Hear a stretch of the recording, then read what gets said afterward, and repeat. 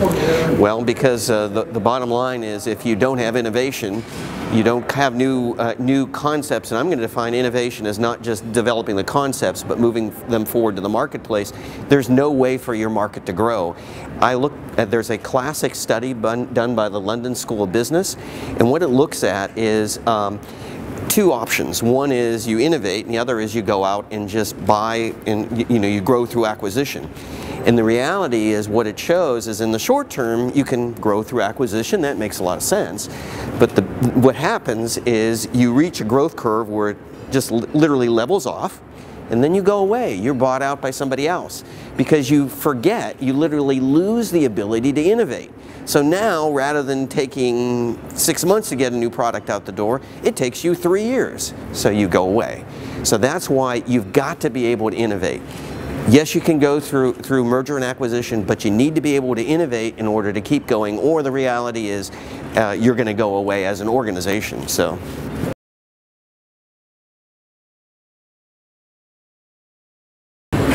What do I think is going to be able to really drive that? Well, I'm excited by a number of things that are happening here in Malaysia, and some of this came out in the panel.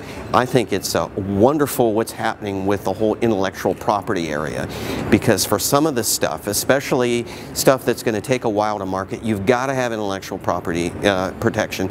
This whole process where they're building up the intellectual property, they're certifying folks, they're trying to look at how can we get financed by looking at the value of the IP. This is really going to drive the process. That's one of the first things that come to mind. The other thing is if I look at how a number of the organizations, AIM, MOSTI, how they're approaching their R&D, and they're really looking at not just we're going to do it for R&D's sake, but they're putting in place programs to help drive not only the R&D but drive innovation within the country. This is really key, because the other thing I thought that came out from the panel, which is very critical, is yes, you can do it from the private sector, but you've got to do it from the public sector. And Malaysia is doing, I think, exactly the right thing when it comes from these agencies within the public sector.